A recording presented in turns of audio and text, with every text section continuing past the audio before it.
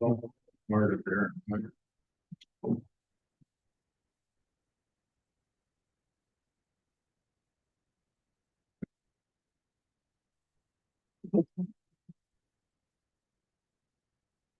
Good afternoon. We will call this meeting to order. It is the HHS meeting of June 25th, 2025. Roll call, we're here, and Ann is coming in minutes, so we should all be here. The affidavit of posting was posted accurately. We'll rise for a moment of silent prayer and the Pledge of Allegiance.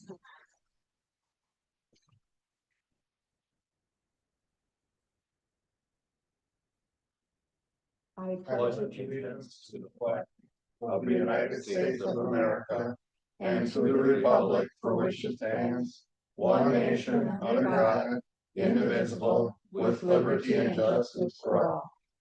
All right. Any modifications, changes to the minutes? Seeing none, we will consider them approved.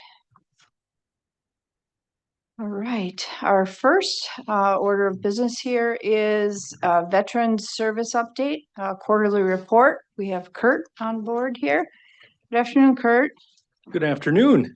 Good to see everybody again. I caught my voice a little louder. So I just have a quarterly report for you. I'll go through kind of each of the items, and then I know you expressed you wanted a brief guitars update. I've got one for you, so we'll talk about that too. First item in the report is the Civil War Monument Committee. This is an exciting time for this committee because the project, as we've talked about, has gone on for a very long time, and we're getting near the end of it. So we have a couple of dedications coming up, just in case you or anybody who's watching wants to attend them. July 18th, there's a dedication for two monuments in Kewaskum for Holy Trinity Cemetery and St. Lucas. They're actually co-located right next to each other in Kewaskum. And then there will be another dedication September 6th at 10 a.m. at Van Vechten Cemetery, which is also in Kewaskum. So we're getting down to the last. I think we'll probably have about 4 or 5 more after this that we have to do to complete the project. So it's very exciting. Sorry, can I call people? Just Chairman. Yes, Chair. I have a great grandfather that fought in the Civil War, and he's buried in the cemetery in Campbellsport. Do you know if Fond du Lac County is doing a similar project? I don't believe so. I don't think any other counties have done this project. I can certainly call up my counterpart Dave up there and suggest to him that he does it. That'd be wonderful. Sure, Thank I'd you. be happy to. I'd be happy to. So it is coming to a wonderful close. So we're doing well with it. We'll be out at the Military Day at the fair, which is July 23rd. Just so you're aware, and supporting the project out there as well. It will probably, I haven't done the numbers yet, but after the 12 years that this project has been going on, I believe the subtotal will be well over $100,000 raised, all private dollars for this project. So it's pretty great stuff. So the Memorial Day program this year went off without a hitch. We only had one call for a flag that wasn't placed, which we took care of. That's pretty normal out of 6,000 veteran graves. So everything went really well. The endowment fund is not only supporting the full program at this point, but it's also earning additional revenue on top. So there's some cushion there and some safety for when we have to buy additional flag markers and holders, which we have to do every 3 or 4 years. We have seen a little bit of a change in statistics for the veteran population where not as many veterans are being buried in a traditional sense. Many of them are being cremated, many more than used to be. So a lot of those cremains are not being buried, or they're not being buried right away, choosing instead to, families are choosing to keep the cremains of the veteran and then bury them at a later date. So we have seen a little bit of a change in our purchasing for flags and markers in that regard, but it's pretty minor change. It's just more interesting that that's a change in our population. Supervisor. I think this is a good example of how priority-based budgeting is a positive for our county. 10 years ago, our county used to pay to do this very service. And now we've created a private endowment fund through donations. We're using, if I understand correctly, basically the interest, we're living off the interest and using that each year to fund this project. So this is all positive, and it's a good example of how priority-based budgeting works. So thank you. Absolutely, yeah. I'm absolutely thrilled with the way it's working. And the Greater Milwaukee Foundation, where the budget, where the endowment is held, has a very long, great track record of supporting their nonprofits, but also their return on investment is wonderful. I believe it's hovering right around 10% annually. So it's Yeah. fantastic, fantastic. Yep. The data tracking.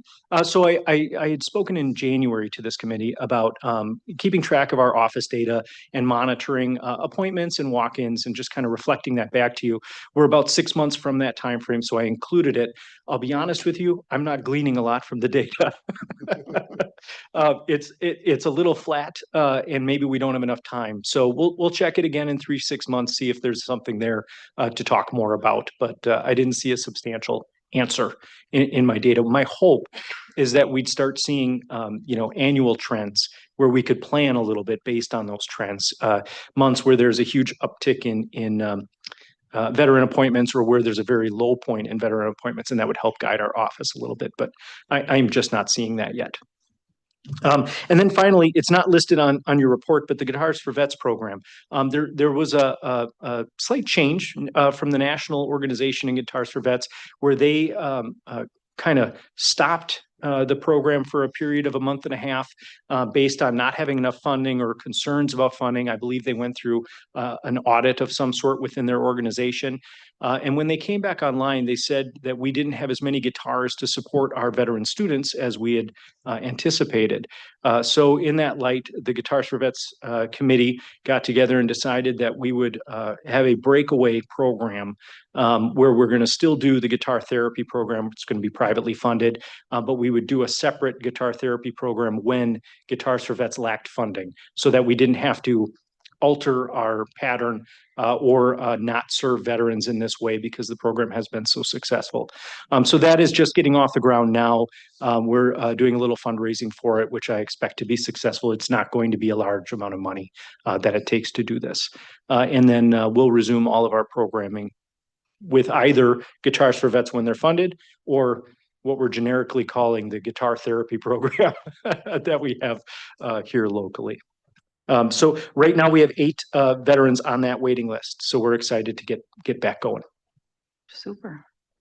Any questions or anything for me? Supervisor Troutner. Thank you. I just had one comment. I wanted to thank you again for the Civil War monuments. We're really excited in Kewaskum, especially this Van Bechten one. Yeah. We ordered a new sign for the cemetery that was ordered today, actually. So hopefully we'll get a lot of people coming to it. So Thank you for that. Yes, I spoke with Janice this morning. She mentioned that, Yeah. and that's why we put it out in September. It was very interesting using the LiDAR on that cemetery as well, because we were able to determine where there may have been other burial sites that were not correctly marked. Yeah, So really, a lot of really neat neat stuff. process for anyone who's not familiar. It was neat. So thank you. Yeah, absolutely. Thank you. Any other questions, Supervisor Gals? You had mentioned earlier about the appointment tracking, and presumably staffing, you can plan for better when you actually have appointments versus walk-in. But just curious, I noticed the ups and downs tended to be similar, the peaks and valleys of both appointments and walk-ins. But then it seems as of late, it's the divergence of that. So just curious, is it the types of services? So I'm just thinking aloud of, meeting clients' needs, right? Yeah. So upstairs, they change their hours, and there's a good response from community saying, hey, I work all day, and it's nice to be able to have services before and after work, normal work hours. But with the veterans, I guess what I'm trying to get at is, or my question to you is, are you seeing a change in veterans? I guess their needs for appointments. Is that why we're seeing walk-ins versus appointments, kind of a divergence? So I think there's a couple of answers to that, although I don't think the data is clean enough to answer that question fully. So the walk-ins is more of a generational activity. We get a lot of more of our older vets just walking in instead of calling or making an appointment, or pursuing an appointment virtually or by phone. So the point that we're not seeing in the data yet is what is happening in our environment or our world or their needs that is pointing them to either walk in or make that call. And it specifically, it's like the divergence that you mentioned in May of 2024 or May of 2025. You're seeing May in 2024 being a very huge month for us. And then you're seeing May of 2025 being the opposite of such. So I just don't feel like I have enough to answer that fully. If it was a function of after hours, I don't think that's the issue currently, because most of our at-work veterans were able to serve remotely or by phone.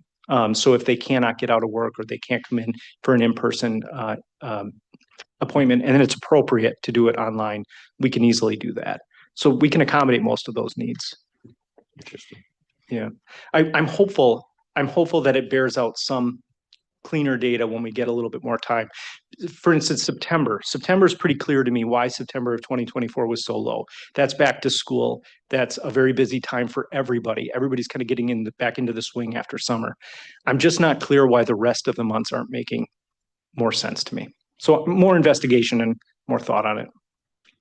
Thank you. Just to follow up on that, the questioning, is there to uncover a little bit more about maybe why they're coming that? Is there some kind of intake assessment or survey that you do when they walk in or when they make an appointment? Only if they are a walk-in that we don't get to see. So if they don't get seen, then they fill out a worksheet explaining what they need so that we can contact them back and support them, whether it's just answering a question over the phone or scheduling them for an appointment right away. But if they get seen, then we don't create a document or anything like that. We simply serve their needs. Okay, so not keeping track of what brought them there is necessarily going to help the data, whether you see them or not. Right, yeah. I mean, we track everything that we do within the office anyway, but it's not tied to the exact date and time of the appointment. I see. So it would take a little bit more connection there within our system Okay. to see that specifically. Okay, thank you. Certainly. Any other questions or comments? All right, thank you, Kurt. Certainly. Thank you. Appreciate your update. The next we have is the ADRC update. There are actually 3 updates that Tammy will be providing for us. Good afternoon, everybody. Hey, Tammy. So the first update is the ADRC 2030 Advisory Group.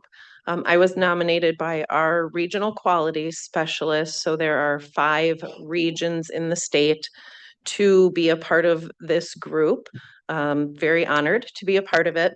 And really looking at over the next 5 years, knowing that the aging population and the disabled population are growing rapidly, and the unknowns of funding and how that will be over the next 5 years, kind of looking at what we can do as a network throughout the state to create efficiencies and leverage new technology that we're using and those sort of things. So we had our very first meeting, broke off into 2 subcommittees. I am part of the subcommittee that is looking at internal efficiencies, so kind of the work we do and how can we make it better, faster, more efficient, that sort of thing.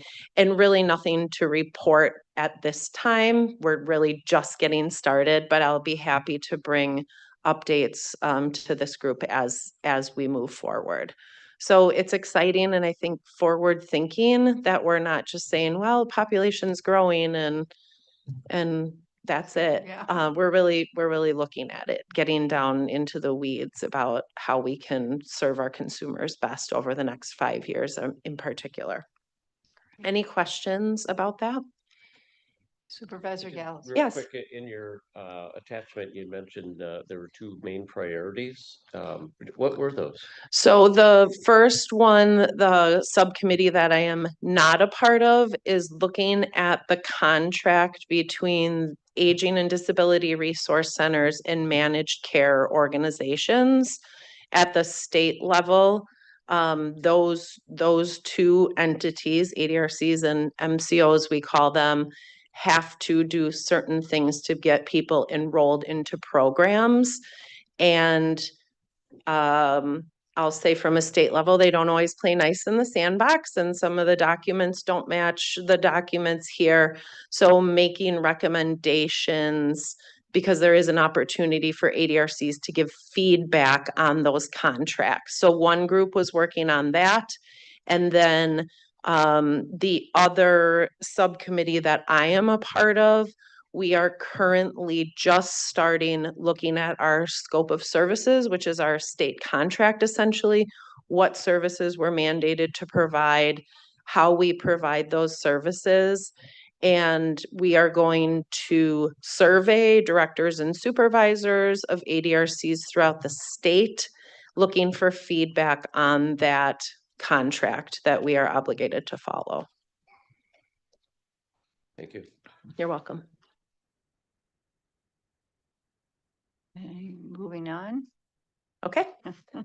So one of our employees, Tammy Dickman, who is our dementia caregiver support specialist, won a Judy Phillips Influencers in Aging Award this year. So this was the 4th annual. I have been a part of the committee for the last 3 years. There were about 25 nominees, and she was one of the 5 winners. So she's employed by us. She does amazing things in the community to support not only people living with dementia and Alzheimer's and their families, but caregivers.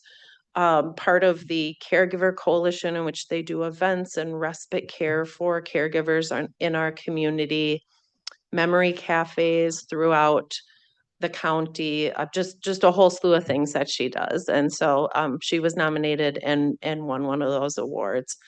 I believe you can find it in the, social media, weekly updates, but that sort of thing, if you wanted to see that. Exciting. So we're very proud of her for that. Yes. And I believe the last 3 years I've been on the committee, she has been nominated, but has not won. So it was exciting that she won one of those awards. And then any questions or comments about that? Okay. Okay, and then lastly, this year, myself and the 2 supervisors within my department went to Aging Advocacy Day at the Capitol. And the day consisted of the morning being where they kind of give you what the priorities are, what we're talking about, the afternoon being in that you're set up with appointments to meet with legislators or their office staff. And we talked about ADRCs, what they do, all the great things they do, and then our home delivered meal programs, as well as some of the healthy aging initiatives. So I am maybe a little ashamed to say, but also excited to say it was my first time, and I've been here for 9 years. But it was a really cool opportunity. They also have a Disability Advocacy Day in Madison, so I'm very interested in attending that, and just seeing all the people that are there in support of ADRCs, not just the people that work in the field, but also a lot of people that are affected or people we serve. So it was a great opportunity, and all 3 of us walked away really feeling like we learned something new and kind of did our part to be at the Capitol and advocate for the things that older adults need. Outstanding. And the state legislature was pretty responsive and present? I would say most of them were, yes. Okay. Yeah, there was something going on that a bunch of people were live streaming on Oh. that day. So there was one in particular staffer that was pretty distracted by whatever he was live streaming. But Sure. yes, I would say for the most part, you have an appointment, so it is dedicated time for them Okay. to discuss things with you. Oh, good. Any questions on that, the Advocacy Day? Okay. Okay, thank you very much. Next, we have our Pathways to Better Living presentation. Julie, do you want to set this up for us? Yeah, definitely. Okay. So, as you all know, we opened our sober living home in Hartford in March of this year.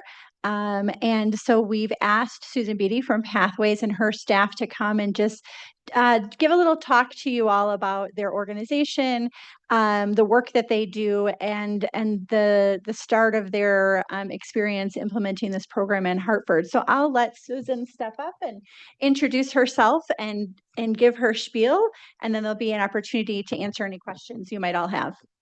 Hi, thank you. I'm Sue Beatty from Pathways. And first of all, thank you for this opportunity to bring housing to individuals that really need it.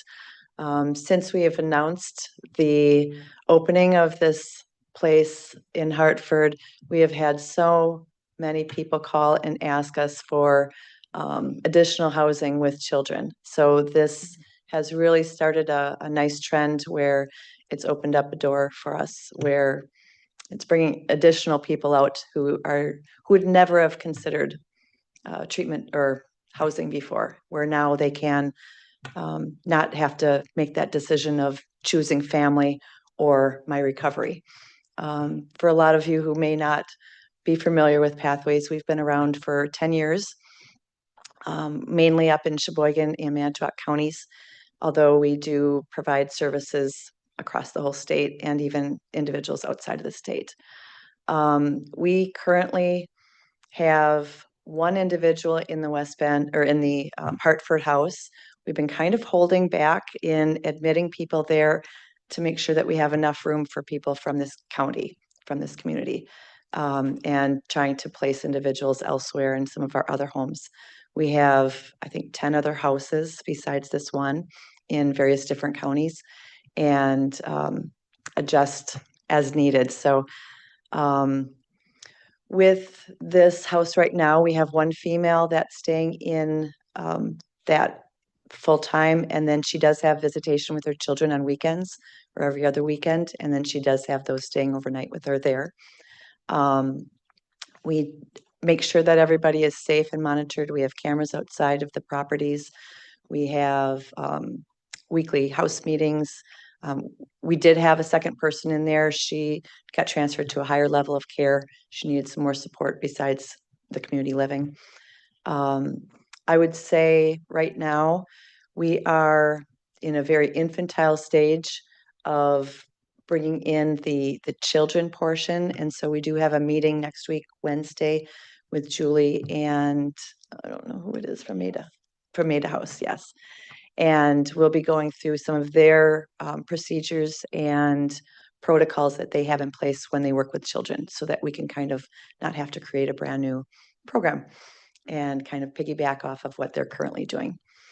I don't know if anyone has specific questions for me about the program. I can start off with if you could share with us a typical day in the life of someone as a resident there. Sure. I would say it varies on an individual basis. So some individuals might admit and they might be already currently in a day treatment program. So that's kind of like their job, where during every morning and afternoon they're busy with treatment. But then they'll transfer into employment. So like our current person in there, she's working, she's paying her own rent. It's not part of the Washington County funding at all, but it is a bed that she's occupying. And so, yes, some are waking up, they're going to work, visiting with their kids, making meals, doing everything that they would in a regular community. Once we have a few more individuals in that house, they will most likely have some more outings that they'll do together. I know at some of the other houses, they'll get together and they'll go bowling together, they'll go disc golfing, they'll do a lot of different activities in the community and attend things. So it would not be surprising if you end up having people who may come from another area, but then just transplant and never leave, because that's kind of what we end up finding. We have individuals that have been in some of our houses for 4 or 5 years. I know that this program is set up to have them stay anywhere from 6 to 12 months and then transition out. But odds are that they're going to try to stay in that community and try to find housing and just, if they're already in that time period, establishing jobs, establishing relationships, getting physicians and other care providers, you're probably going to grow your community with these individuals in a positive way. And is there a requirement for each resident to participate in not only employment, but in when there are more residents in the house, like chores and things of that nature? Absolutely. Okay. So we do have a multi-page, I don't know if there's like 70 or 80 different expectations. And so besides making rent, being home on time, communicating, there are absolutely expectations. So at any time, well, first of all, they have curfews, so they have to be back in the building by 11, I believe it is. 11, 10 o'clock during the week, 11 on the weekends. Unless they're employed third shift, then they would have an exception, but otherwise they have to be on site. We also keep a breathalyzer and urine analysis kits right on site. So if we need to check them, we use FaceTime. And if anybody needs to make a request, maybe there's a wedding or something and their family the wedding's across the state, they will request an overnight pass. And then along with that pass comes an air tag so that we know their location. We speak with who they are going to be with and making sure that they understand what our rules and expectations are as well. We send a breathalyzer with them so that anytime we can call them and they can do a test and make sure that they are where they are supposed to be, behaving how they're supposed to be, looking and presenting how they are. And then when they do return, we give them a full comprehensive drug test that gets sent in, as well as the breathalyzer. So they do have quite a few rules to abide by. I don't know are there any specific ones that you'd like to add for rules? The overnight pass was a big one. That's a big one. We get quite a few people that want to have their vehicles right away when they come into treatment. There's a restriction on that as well. We do not let them have their vehicles right away. They have to wait 60 days before they can make a request. Now, life is gray, and we understand that there's exceptions that need to be made for certain individuals, but as a blanket rule, 60 days without a car so that they can start relying on others, building that network. Also, a vehicle gives you too much power when you are having a bad day, and it opens up too many doors. And so we restrict that as well.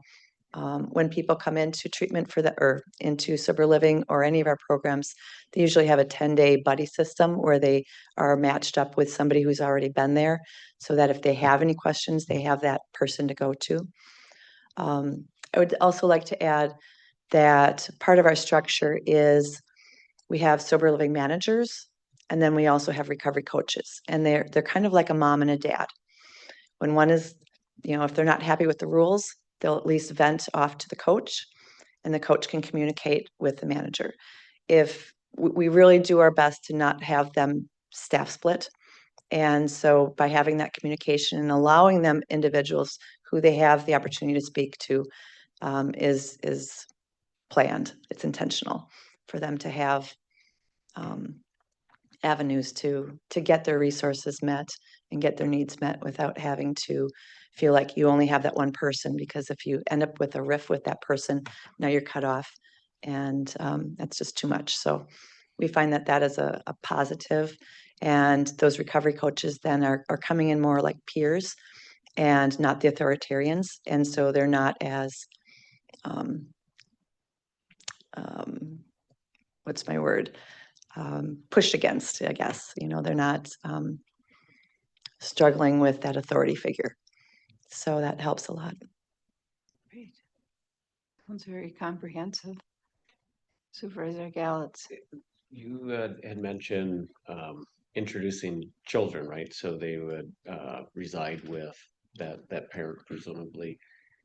What about just curious, at a normalization, it's really difficult many of the children might be aware of what's going on and some might not. You know, how do we help normalize, sorry, how does the program help normalize existence for children? You Yeah, know, you got school, you got, you know, we live out loud. We really have a very strong approach that each person should live out loud. Those kids are not stupid. They absolutely know that something isn't right. They may not have the correct words for it, but they know something isn't right. Their intuition is 100% on, and we encourage them to know that that is the way it is. So depending on the age of the child, you know, we are there and able to help explain situations if things aren't going well, or if somebody's struggling, we can kind of mediate with what's happening. So absolutely, good question.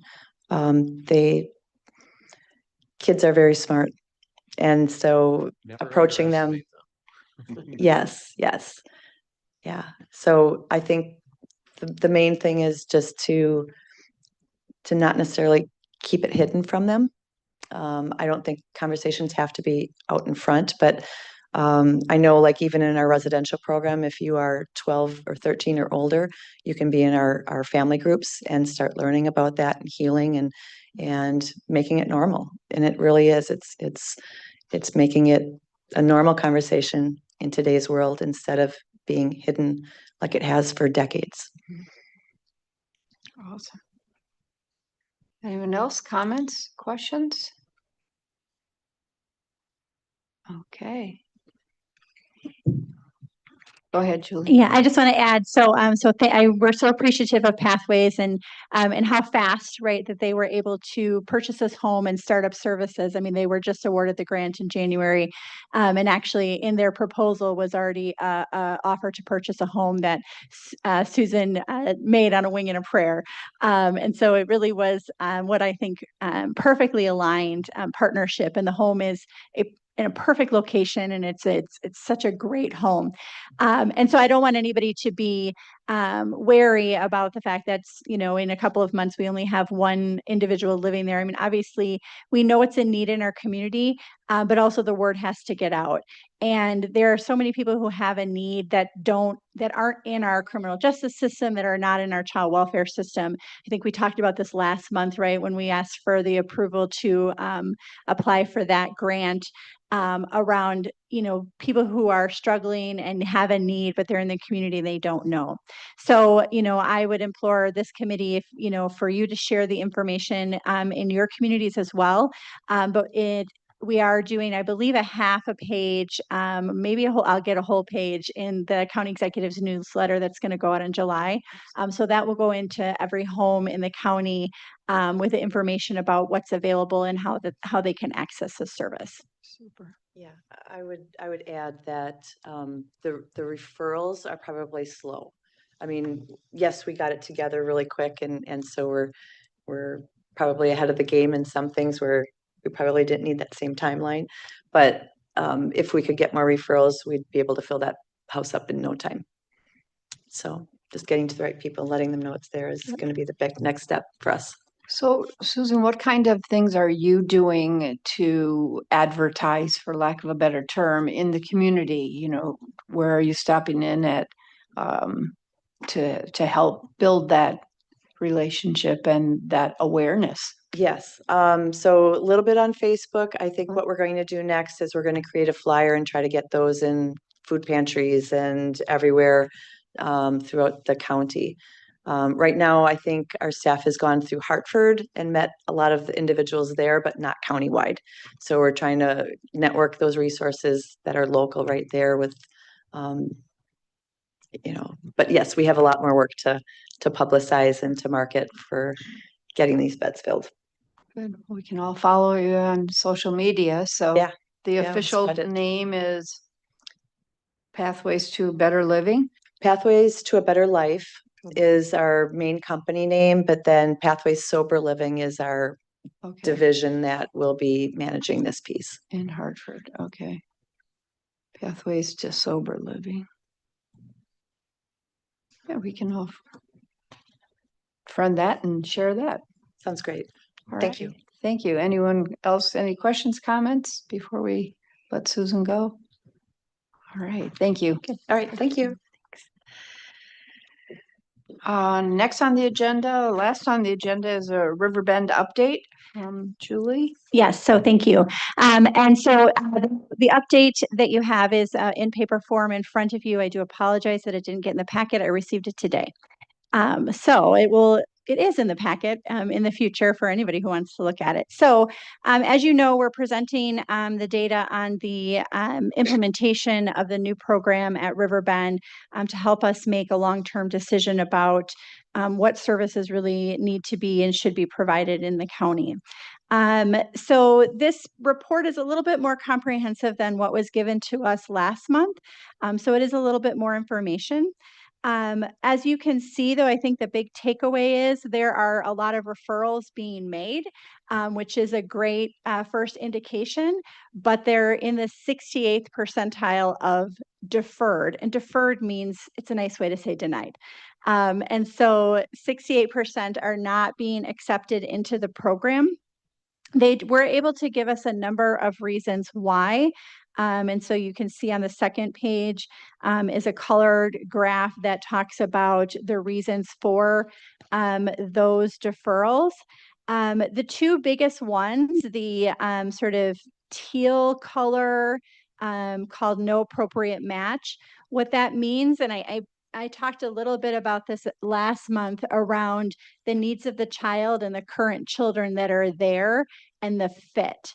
They call it a milieu fit. And I think the chairman asked a question about, well, what if you bought a bed? And they said no, right? Because of fit. And we do get those no's as well because of the fit of the needs of who's there. So that is one of the larger reasons for deferral. The other one that you see in June, it's like a light green, 10 no response. I queried that to ask what that meant. And the answer I received is that that means that the referring county didn't respond back. So I don't know if, they made the referral and then when they reached out to them, something changed and the referring county, didn't connect with them to further that. So they have indicated that I think on the last page is essentially the number of kids that are currently there today, since I received this today. There were 3 new referrals or placements in June. 2 of them are Washington County and 1 was Waukesha. But out of the 5 kids that are currently there, only 2 are residential. And as we discussed over the last several months, we know we have a need for shelter. We know we have to have something for shelter. But the question mark, right, is do we also have this huge comprehensive program for residential? And so 3 of the 5 are shelter. And so we really only have 2 residential at this time. Although they have indicated that they have a couple of kids who are awaiting placement. I think that the question you might have is, what does this tell me? I think it's probably still too early to make a definitive, statement. I would say I don't love the data. It doesn't seem super promising to me. And I also will preview for you, we're in the conversation of budget discussions right now, and have to make some tough decisions. And so definitely this is an area that we would explore to help us to, meet our budget target. So it is on the table in the budget discussions as well. So I'm hopeful. I'm still on the timeline of looking at the data in July and looking at some preliminary data in August and being able to say to you guys what I really think that we should do. But I think if we made a decision to move forward with just shelter, we would likely fast track it because of budgetary reasons as well.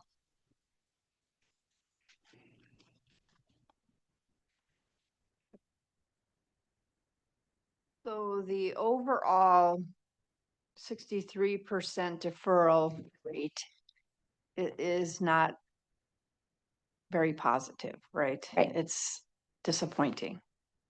And if you, I think when they stratified it out by men and women or boys and girls, the women rate was in like the 90th percentile of deferral.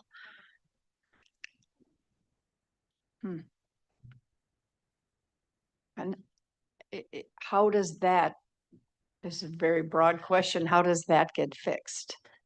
How are there less deferrals? Sure, it's very involved and complex. Yeah, I mean, I think the concerning area is the deferral for not appropriate, right? That's the second biggest reason. And there's no, if they're saying it that placement's inappropriate because of the needs of the child or because of the other children that are there, there's not a lot that we can say to that. I mean, we don't have an ability to force them, and certainly we don't want to have them make a decision that is potentially unsafe or going to have a really poor outcome for the other children there. But that's where you get the complexity of this type of service comes to play because, and we see it when we're trying to place kids out of county all the time anyhow, right? We're trying to place a kid and we might call 10 places and they say no because of this milieu, because of who they have and the needs of that kid, or they can't meet the needs of that child because their needs are that much greater. And so I think that that's a hard problem to fix. But then also, that was 10. And so out of, 30, there were 10 or 15 more that they deferred for another reason, right?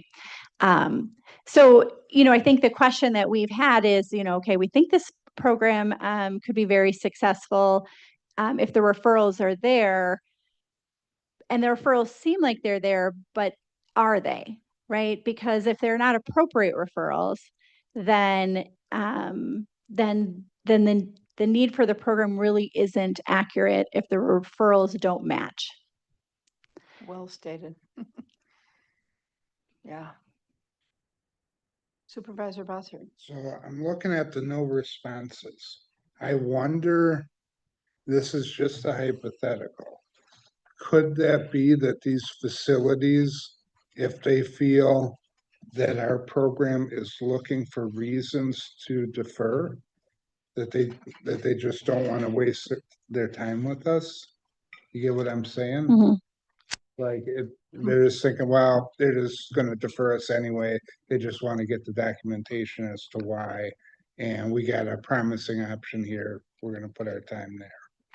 I think it's partially that, but I think it's also related to, so a social worker who's trying to find a placement for a kid might be throwing things at the, like, hey, let me make 5 referrals to these organizations, to these placements, and see who takes them. And if then they find a placement, they might not respond back because, they're busy and, they found another placement. Yeah. That's also hypothetical. I don't know that for sure. But I think it could be connected to, right, the inappropriateness, right? Maybe 2 of the referrals. They're just trying to see if they can find placement. I mean, I know, my social workers, we get desperate. You have to have a placement for a kid. You're trying to find something. You're trying every avenue. And so, but again, I think that's where it's the need, the program service and need that it can meet is the need there in the state, the true need, right? So if we take Supervisor Bossert's example out further and your response, Julie, so what differentiates between the no response, like we didn't hear back, maybe on this example, the child had been placed elsewhere. How does that overlap with the blue one, placement no longer needed, that has 5? Is that someone who did communicate back, we don't need it? correct. And maybe that number would go up if the no response people called back in. Yeah. Yes. So yes, right. Maybe the light green number of 10 wouldn't be there if, and it would be all in the blue because they would say, oh, no, thank you. We found a placement or we don't need it or something's changed.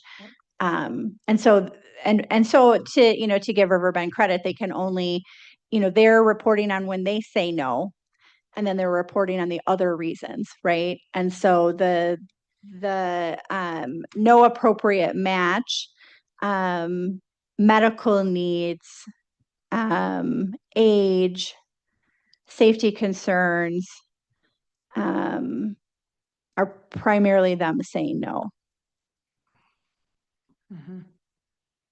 And what is their capacity? Right now you mentioned they have 3 that are in the temporary, the shelter, and 2 that are in the residential. What's their overall capacity? 14 to 16 is the capacity of the facility. Okay, and I think they try to stay around 12. we're funding this when it's under capacity, right? We're funding if there's 1 kid or 12 kids. And and we get to bill some of this back if there's kids there, right? And possibly reach a break even. So the whole premise of the increased cost of this program and the cost of adding on this, 90-day assessment center, the premise of the funding of it is that the out of county kids, so we know we don't have enough kids, right, to fill this facility. So we charge the out of county, and that would offset our cost. But if we don't have any kids in the beds, Washington County or other counties, we pay the full amount. That's the way the contract's set up. Is there a break-even capacity that we need to be at? You mentioned the goal of 12. If we were at 12, is that a break-even where it's not costing the taxpayers anything? The way that I've modeled it is not that it would never cost the taxpayers anything, but it would keep us at sort of historic levels of funding, which is essentially half of what we currently have their contract at. And so I don't have it off the top of my head, but I have the number of bed days that we would like to see, so that it would cover the additional costs above what we've historically budgeted. And it doesn't mean that the facility needs to be at 12 kids all the time. That's not the number, right? If it was at 12 kids, 365 days a year, it probably would pay for itself, right? If it was out of county kids.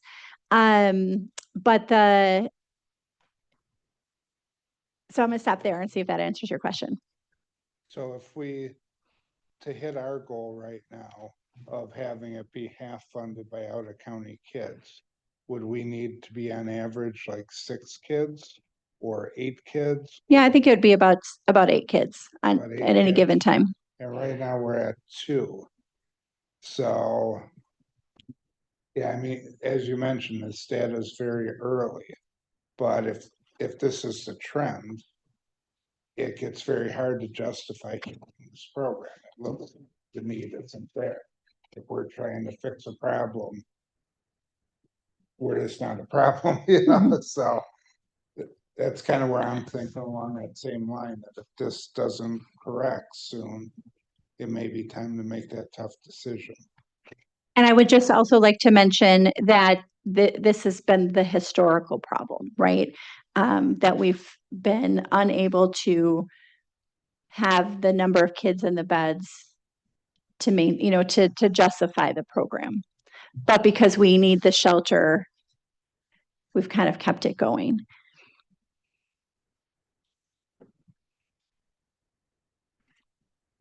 Supervisor Gallitz. Similar to Supervisor Bossert's questioning, and so at some point we need to make a decision. So do you and your staff have that, I guess, call it good criteria, so that it's probably going to come here, I suspect, and then would go to the full board, right, for a recommendation, whether it be to just do sheltering, which we talked about back in April, and that 4 or 5 beds, I think, is what the sheltering goal would need to be, versus the up to 14 beds, but targeted 12 occupancy by the vendor. Sooner or later we have to make the decision. So again, what criteria are we using to make that decision, or are you using to make that? You know, we've seen this slow increase, but it's not giving me any sense of confidence, and can't speak for anyone else on the committee, but it's not giving me that self-confidence to say, yes, let's continue. Um, I would rather cut our losses, if you will, and move to the sheltering facility versus continuing, as you said, historically, it's been an issue. So history is against us unless something magically were to happen with less deferral rates. I agree. So I think the criteria is really in being able to see what they could demonstrate in these first several months, right? And to see if it took off and so I think what is interesting is that the referrals are there, right? And that was our question. Are there referrals going to be there? And we've been told, that there's a need for this, that counties are very excited about this. But if the referrals are there and the admissions are not, that's a different question. And so I am still on the timeline that I feel like by August we'll have made our decision. I think that gives, and as a reminder, I believe I shared this with you. I mean, they're a year behind schedule. This was supposed to open up a year ago. So they're a year behind schedule. They're 2 months into this. We give them 4 months into it, and to demonstrate, what this, if we saw incremental growth every month, I'd say we're getting there, but we're not really seeing that. And I agree, the history is against us. And we have some significant budgetary decisions to make this year as well. Supervisor Trotner. I have, and maybe you already said this, I just have a question about, financially, if we have a couple kids who need this, if we sent them to a different county, how does how expensive is that compared to having this? So that's sort of the crux of the issue, and the reason why we've held on to this facility for the 30 years that we have is because the theory is we know we have kids who need residential. We'd like to keep them in the community. We'd like to keep them connected to their supports. It's hard for families to travel. We'd like to keep them connected to their schools if we can. And so, that's really been the premises of Riverbend. And prior to that, it was called the Youth Treatment Center. But what we see is we're sending kids to residential. First of all, residential numbers have decreased significantly. We've done a lot of good work around that. But when we have to send kids to residential, typically they don't always can go to Riverbend either. So we're paying for Riverbend no matter what. And then we might also have to pay for a kid to go to residential somewhere else. I mean, it happens all the time. And so that those costs are already baked into our budget, into our out-of-home care budget. And we just try to manage that accordingly. So in an ideal world, on the perfect piece of paper, we have Riverbend and we don't send anybody out of county, but that just hasn't been what we've seen for the 8 years I've been here and before that. Because they could be deferred too, just because they're from Washington County, they could meet one of these other criteria or multiple and not. Right. They could be inappropriate for the milieu. They could have safety concerns. They could have medical concerns. We've certainly seen that. And it's a struggle. I mean, we play the same game that I'm sure some of these social workers play. We have to place a kid. I mean, we've got I think I've shared with you, we've got 2 kids out of state because there's not a place in the state of Wisconsin that will take them for their needs. And my staff, work diligently trying to find those placements. And, ideally we'd have it here, but it doesn't always work out that way. But we know we need shelter because we have, in shelter is only 30 days. So we have that crisis moment for shelter and I think that's why, the staff have never been very reluctant to, sort of have this tough conversation that we're having because they don't want to give up shelter, right? So we have to help solve that problem for them as well. Supervisor Bossert. Circling back a little bit, you mentioned the high deferral rates. And you mentioned it's in the top 10% of the state. Is it possible that that the person we're contracting with, that organization, they're being too selective? And is there a way that we could discern I don't feel like I can answer that, you know, to say a definitive yes or no.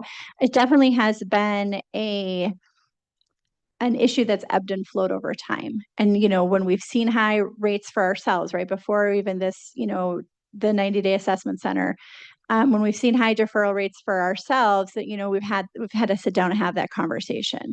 And so I know my team is having that conversation with them. So I don't think it's, you know, that they're being overly selective, but they have their set of criteria, right? And they have the things that they feel like the types of kids and the situation that they feel like they can safely serve. And they make those, you know, they make their own best clinical decisions. Supervisor Galt. So we have a problem. I don't know if I have the fullest grasp of that full problem statement because it's varied, right? We have the sheltering and then we have the residential piece, and then we know that we don't have enough in-county residential placement and trying to add to the revenue mix, if you will, with out of county placement. So I understand that piece, but so if we go back to even an earlier conversation about ADRC and what is changing, what are the needs, you know, how do we serve our constituents? We have to provide a service, the sheltering, I believe you said.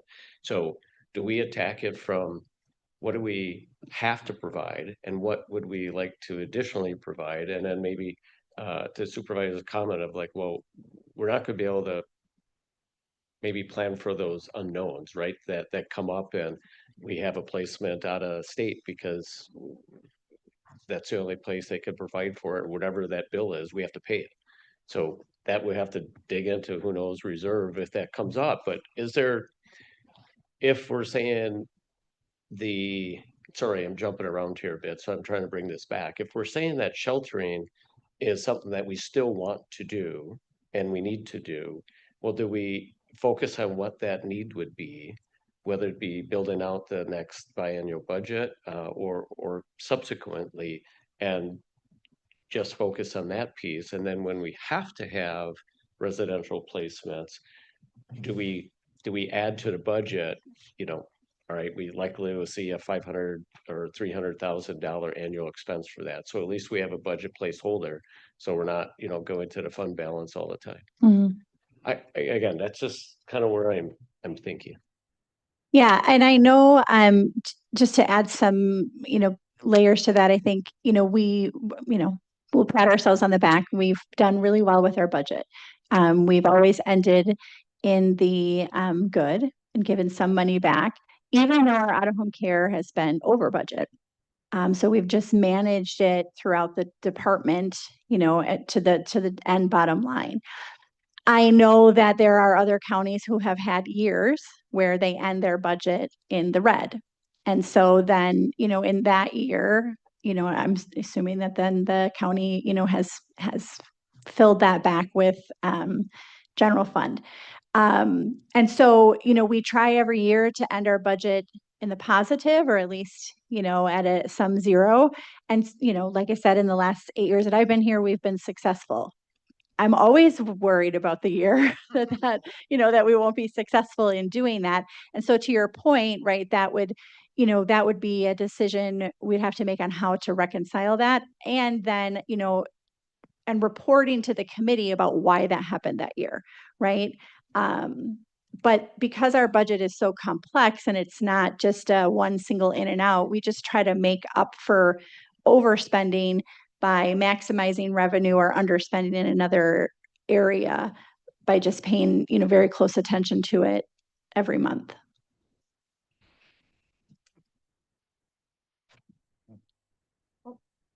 Next chair. Thank you.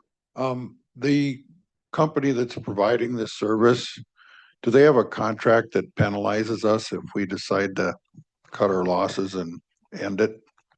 No, all of our contracts have a 60-day out. Thank you.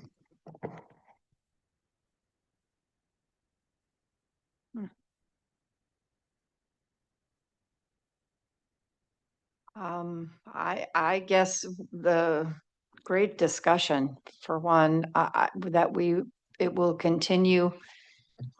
We can see this going for another couple of months to bring us to August, like you said, and that's budget time as well, right? So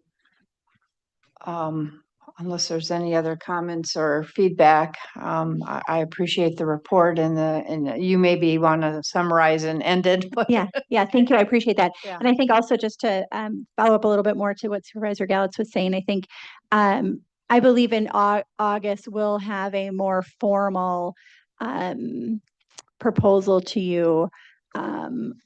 Maybe not necessarily in August something to vote on, but a framework of what we think we're going to be doing, because I'll know more as well as we go through the budget process.